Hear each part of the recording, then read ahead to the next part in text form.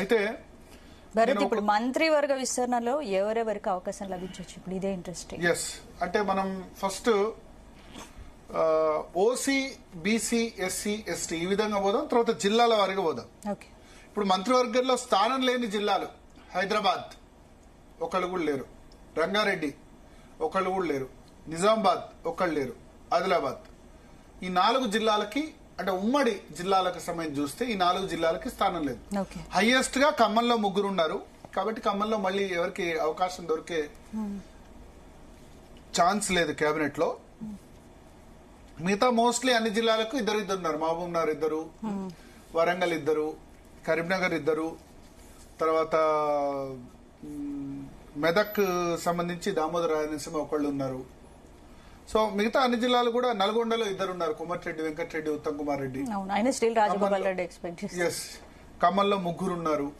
So మంత్రివర్గంలో ప్రాతినిధ్యం లేని జిల్లాల విషయానికి వద్దాం. దానిలో వాటికి ఎంత మేరకు అవకాశం ఉంటుంది. హైదరాబాద్ జిల్లా, ఇప్పుడు హైదరాబాద్ జిల్లాకు సంబంధించి కాంగ్రెస్ పార్టీకి ఎమ్మెల్యే లేరు. దానం నాగేందర్కి ఇస్తే ఇవ్వాలి, కానీ ఆయన ఫిరాయింపు వేటు పడుతుంది అని అనుకుంటున్నారు. దానం నాగేందర్ అడుగుతున్నారు, కానీ ముఖ్యమంత్రి సుముఖంగా లేరు.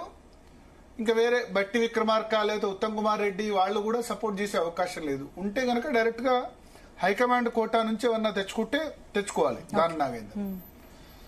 హైదరాబాద్ నుంచి మరొక వ్యక్తి ఆశిస్తుంది, బల్మూరి వెంకట్ ఎమ్మెల్సీ. కొత్తగా ఎమ్మెల్సీ అయ్యారు, అధికారంలోకి రాగానే మొట్టమొదటి ఎమ్మెల్సీ బల్మూరి వెంకట్కే ఇచ్చారు. యువకుడు, బట్ వెలమ సామాజిక వర్గం, కొంచెం తక్కువ ఛాన్సెస్ ఉన్నాయి బల్మూరి వెంకట్ కి అవకాశం దొరికేందుకు. హైదరాబాద్ డిస్టిక్ లో బహుశా రిప్రజెంటేషన్ ఉండకపోవచ్చు. ఉంటే గనక outside chance Amir Ali Khan, ఆయన మొన్న గవర్నర్ ఎమ్మెల్సీగా చేశారు కోదండరామ్ తో పాటు. హైదరాబాద్ సంబంధించిన నేత.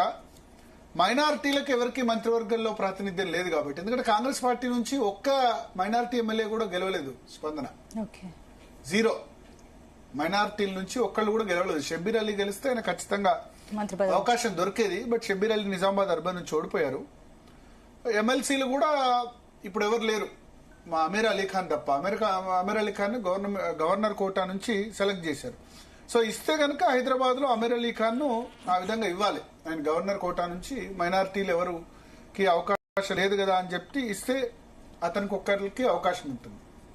ఇంకా జిల్లాల వారిగా మనం చూసుకుంటే రంగారెడ్డి జిల్లా